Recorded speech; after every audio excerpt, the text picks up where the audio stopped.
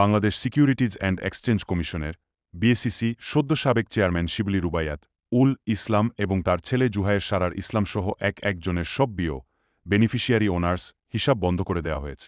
BSEC গতকাল বুধবার এই সিদ্ধান্ত গ্রহণ করেছে।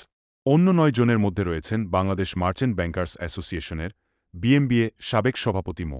ছায়েদুর রহমান ও তার স্ত্রী ফেরদৌসী বেগম, সম্পদ ব্যবস্থাপনা প্রতিষ্ঠান সিড বিউটি অ্যাসেট ম্যানেজমেন্ট কোম্পানির ব্যবস্থাপনা পরিচালক মনিজা চৌধুরী, শিবলির সময় শেয়ারবাজারের আলোচিত কারসাজিকারক আবুল খায়ের হিরু, তার স্ত্রী কাজী সাদিয়া হাসান, বাবা আবুল কালাম মাতব্বর, বোন কণিকা আফরোজ, ভাই সাজেদ মাতব্বর এবং শিবলির ঘনিষ্ঠ বন্ধু জাভেদ এ মতি।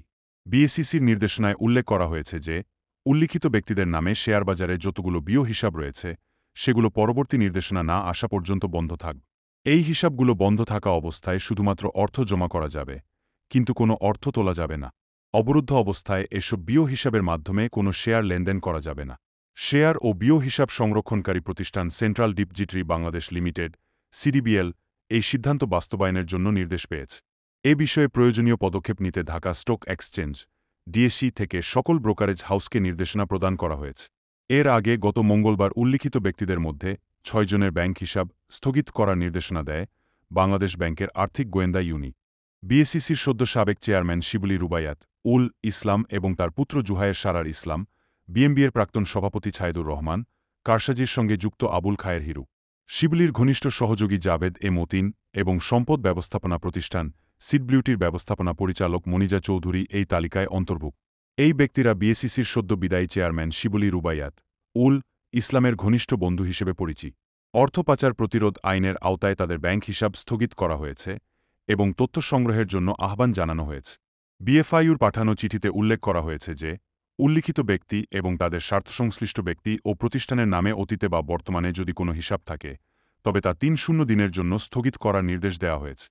এছাড়া এসব হিসাবের বিস্তারিত তথ্য ৫ কার্যদিবসের মধ্যে বিএফআইউর কাছে জমা দিতে হবে। বিএফআইউ জানায়, আগামী ৩০ দিন এসব ব্যক্তি ও তাদের স্বার্থসংশ্লিষ্ট প্রতিষ্ঠানের হিসাবগুলোতে কোনো লেনদেন করা যাবে না। বাংলাদেশ ব্যাংকের কর্মকর্তারা জানিয়েছেন, তদন্তের প্রয়োজনে ব্যাংক হিসাবের লেনদেন স্থগিত রাখার সময়সীমা বাড়ানো হতে পারে। হিসাবের সাথে সম্পর্কিত তথ্য বা দলিল, যেমন হিসাব খোলার ফরম, কেওয়াইসি এবং লেনদেনের বিবরণী, সংশ্লিষ্ট ব্যাংক ও আর্থিক প্রতিষ্ঠানগুলোকে চিঠি দেওয়ার তারিখ থেকে ৫ কার্যদিবসের মধ্যে বিএফআইউর কাছে পাঠাতে হবে। এছাড়া যদি এসব ব্যক্তির বা তাদের স্বার্থসংশ্লিষ্টদের নামে ব্যাংক বা আর্থিক প্রতিষ্ঠানে লকার সুবিধা থাকে তবে সেটির ব্যবহার ৩০ দিনের জন্য স্থগিত রাখার নির্দেশনা প্রদান করা হয়েছে।